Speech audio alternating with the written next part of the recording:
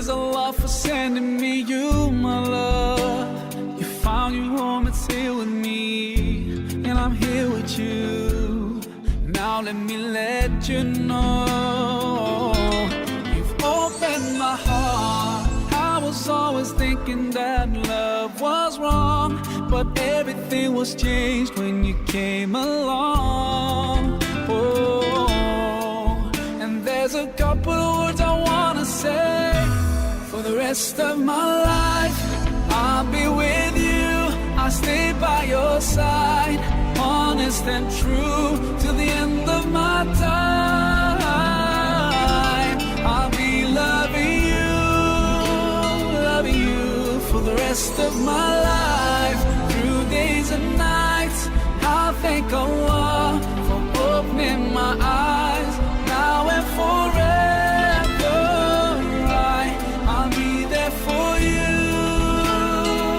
I know it deep in my heart, I feel so blessed.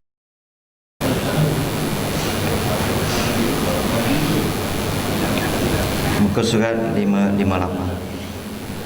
Bismillahirrahmanirrahim. Assalamualaikum warahmatullahi wabarakatuh.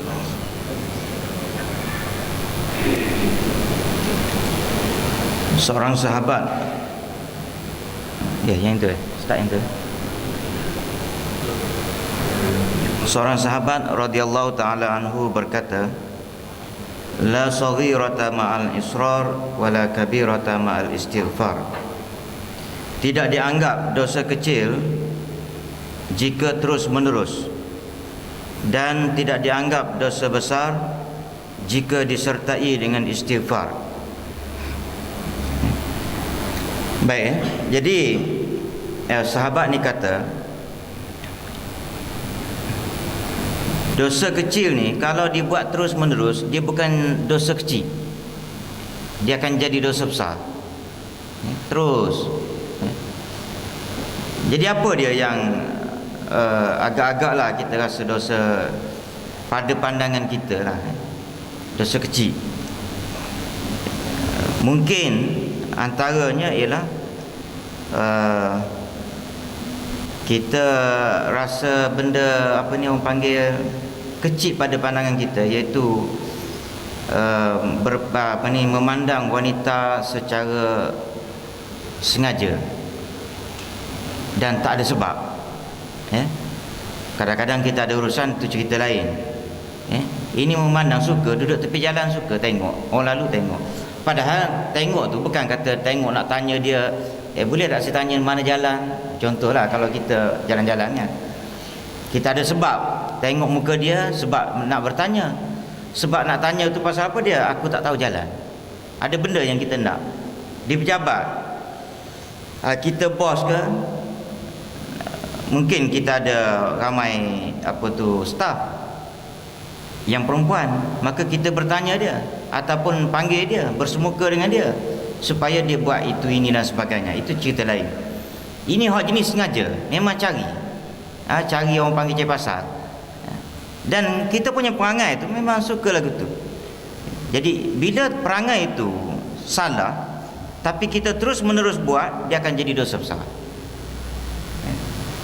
Okey, hak tu yang kita semua maklum. Tetapi ada satu lagi benda yang kita tak perasan, iaitu tentang isap okok.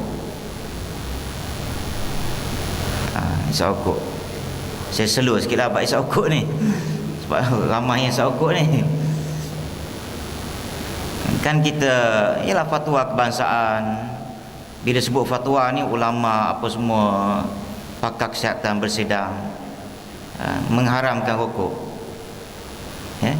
Mungkin kita rasa benda tu kecil pada pandangan kita, sebab kita isap rokok pun daripada kecil. Cuma saya dari sudut hujah, isap rokok ni ialah maknanya belah isap rokok ni, dia lawan balik hujah yang kata merosakkan kesihatan. Dan saya pun kadang-kadang confuse, kerana hujah membahayakan kesihatan itu, maka diharamkan rokok. Saya rasa confuse sikit. Saya lebih suka meletakkan pengharaman rokok tu duduk pada pembaziran. Sebab orang yang isap okok ni dia kata, tu Pak Mak tu dia kata isap okok, umur 70 tahun tak mati-mati pun. Nak kata kena kata. Lepas tu dia kata pula tu Dolah tu baru 45 tahun mati dah, tak isap okok pun.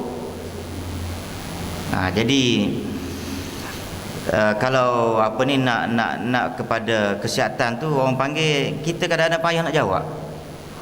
Isap okok haram kerana isap okok tu kerana apa dia? Kerana membahayakan kesihatan. Yang kawan tu pula isap okok sampai ke tua, umur 100 tahun isap okok, tak mati-mati. Hak tak isap okok pula mati pula cepat. Jadi senang ceritanya ginilah bazir. Kalau boleh elak berhenti kan, kalau boleh lah. Kalau tak boleh tu adalah pandangan ulama yang kata kalau rasa betul tak boleh. Sebab dia orang kata ada orang yang merokok ni, kalau dia berhenti dia makin memudaratkan kesihatan dia. Ada ke? Kalau ada lagu tu, ada ulama yang berpandangan, dia kata kalau ada betul macam tu, dia kata berhenti slow-slow. Selagi mana maknanya orang panggil ada usaha nak berhenti, di situ ada keampunan Allah Ta'ala. Jangan tak mikir lalu, langsung tak berfikir nak berhenti ke tak, kira tak payah, kebetulan ada duit. Baru ni lama dah saya tak jumpa satu orang, dia isap okok apa ni, dia lah sehari, kata dia wallahualam, saya tanya kawan-kawan dia, memang betul pun, kata dia satu hari RM85 untuk okok saja satu hari. Dan kawan-kawan dia mengesahkan, tapi rokok yang dimaksudkan tu rokok orang mahal.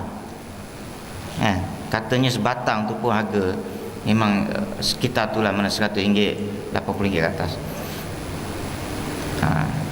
Saya pernah lah jumpa dengan dia dan tengok rokok tu, yang kata mahal, dan kawan dia pun mengesahkan mahal. Dan dia pun cakap, dia pun bukannya orang biasa, orang kira orang bagus lah, tapi dia tak boleh berhenti. Mungkin kerana dia banyak duit ke apa benda. Okey, kita kata RM80 satu hari, sebulan 2,400. Sebulan tu 2,400. Tapi nak mujurnya dia ni pun jenis kuat sedekah juga. Sedekah-sedekah jenis amal-amal kebajikan dia kuat, saya tahu. Jadi ada balance lah, munasabah. Dan dia pun orang yang dekat dengan agama. Cuma dia tak boleh nak berhenti. Tapi baru ni saya jumpa dia, tanya, "Ji, macam mana kok?" Dia kata berhenti dah, dia kata. Berhenti dah. Tapi amalan dia yang isap okok RM80 ke atas tu, amalan dia bukan setahun dua tu. Bukan setahun dua. Amalan dia tak silap saya lebih kurang 10 tahun. Lebih, saya tanya dia sendiri. Cuba tuan-tuan bayang, sebulan 2,400, kalau 10 bulan 24,000, 24,000. Kalau 12 bulan 24 8 24 32,000. Apa ni, 30 24 28 lah. 28 28,000 lah kita kata. Okey, kalau 10 tahun 280,000. Betul. Jadi ini dia yang berlaku kepada kawan tu. Jadi tapi alhamdulillah lah, dia tak mati lagi dan dia berhenti. Dia berhenti itu mungkin kerana dia bertaubat ke, ataupun dia fikir seorang-seorang bodoh, tak cerdik aku habis duit. Kalau dengan ratusan ribu itu aku habis duit, aku gunakan untuk, iyalah, walaupun dia banyak buat fisabilillah, tapi kalaulah selama ni dia buat fisabilillah, katakan dia balancekan, dia parkan benda tu, 300,000 juga katakan, dia habis 300,000 untuk ni pun 300,000, okey. Tapi apa kata kalau dia habiskan untuk fisabilillah 300,000 campur 300,000 yang isauqul, 600,000, banyak tu 600,000. Baik, itu tinggi sangatlah, itu orang luar biasa yang jangan berlaku. Ni hak kita, hak jenis biasa-biasa ni. Saya dengar cerita biasa-biasanya tak kurang sekitar RM10. satu hari. Betul ke? Betul, lebih kurang Sebulan kalau RM10 300. Setahun 3,006. Kalau 10 tahun 36,000. Kalau 20 tahun RM72,000. Itu kita ambil angka RM10. Maknanya kalau orang tu, ini orang kampung, kita jangan cerita orang bandar, nak suruh orang kampung sedar. Kalau orang kampung dia menyimpan duit daripada usia 30 tahun, katakan dia berhenti 30 tahun, umur 50 tahun dia ada 72,000. 70,000 lah senang cerita. 72,000 ini dia dah boleh pergi umur 50 tahun tu, boleh pergi Mekah dah. Sekarang Mekah apa? Kita letaklah 15 tak sampai rasa 14. Tak 15. 15 dua orang suami isteri 30,000. Ada balance lagi 40,000. 40,000 tu sementara nak mati umur 50 tahun pergi Mekah daripada duit 70,000. Talak 30,000. Sementara nak mati tu, kalau 40,000 ni tuan-tuan, dia boleh pergi tidak kurang kalau suami isteri lah 3 kali. Agaklah maknanya lebih kurang 2 tahun pergi sekali Mekah buat umrah lah sebab umrah sekarang sekitar 6,000 satu orang. Jadi kalau berfikir begitulah mungkin kita mungkin ada semangat sikit kot nak berhenti.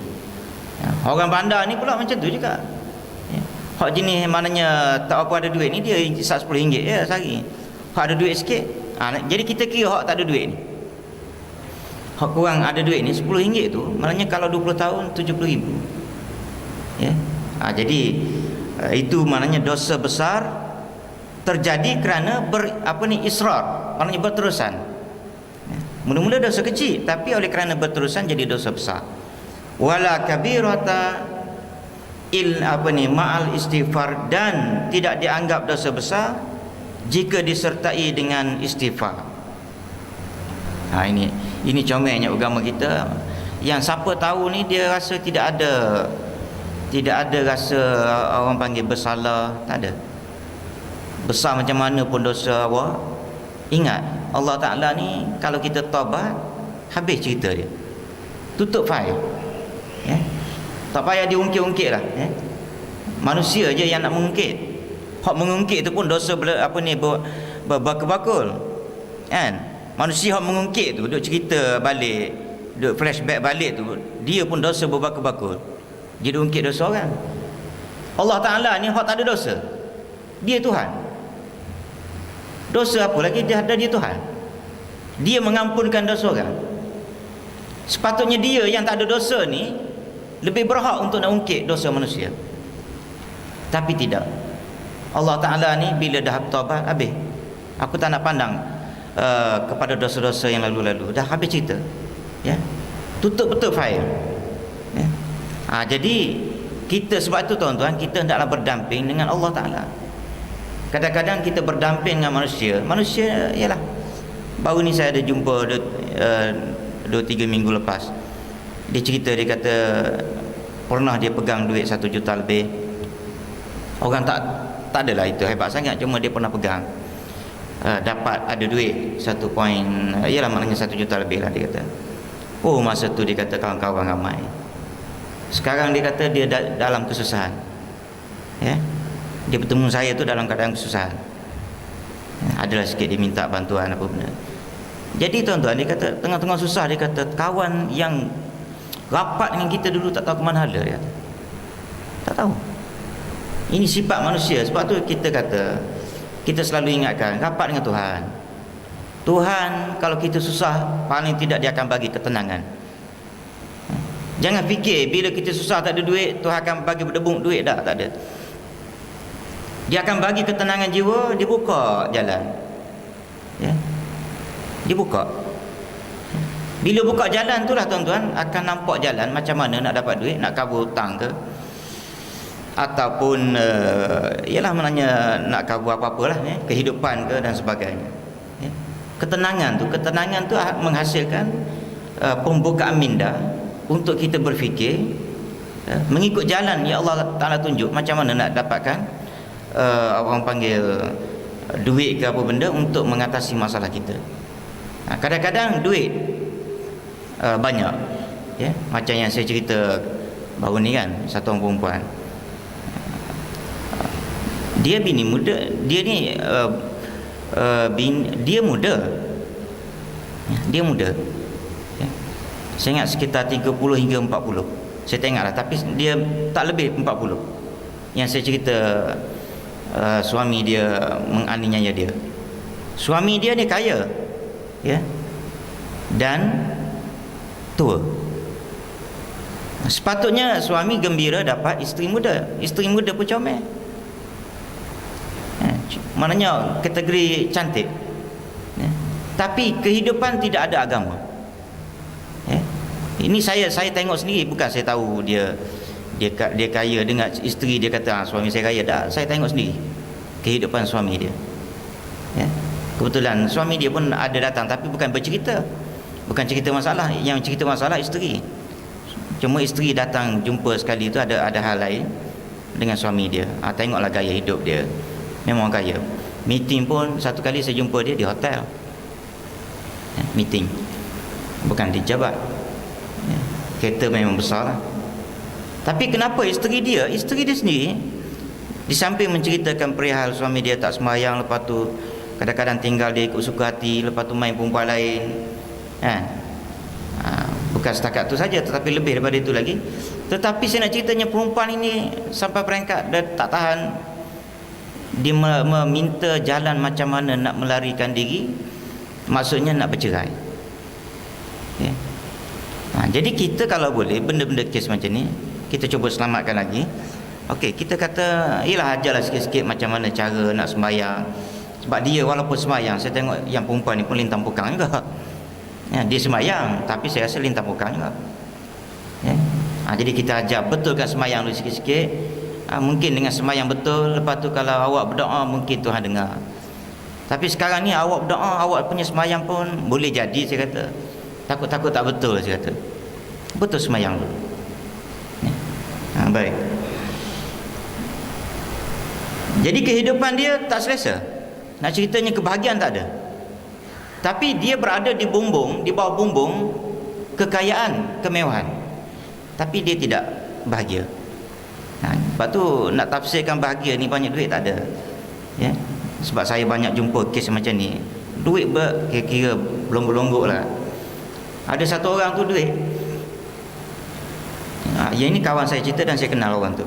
Kawan saya cerita, kawan saya ni jual kereta mewah, ya. Dia cerita, dia kata anak pergi ambil duit kawan tu. Dia sebutlah kawan tu saya kenal juga. Dia beli kereta Honda apa benda tu, CR-V kepada ayah dia, bukan untuk dia. Jadi ada balance lagi 100,000 lebih, 130,000. Jadi gilah nak minta cek, kan, sebelum nak lepaskan nak rilis. Kawan tu kata pergi dalam bilik tu, pergi kira sendirilah, dia kata. Dia kira sendiri, kalau dia nak ambil banyak boleh, dia kata. Tapi ini orang politik, ya. Orang kata tu tadi orang politik, ya. Jadi itu yang jahanam habis kita punya negara kita tu, sebab orang politik, dia duit dia dalam bilik, ya.